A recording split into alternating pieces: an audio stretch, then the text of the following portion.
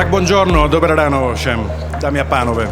Rád bych vás přivítal jménem svým, jménem společnosti Tajmac-Zps a všech společností skupiny Tajmac. Naše práce je technologická a moderní, ale zároveň velmi tradiční.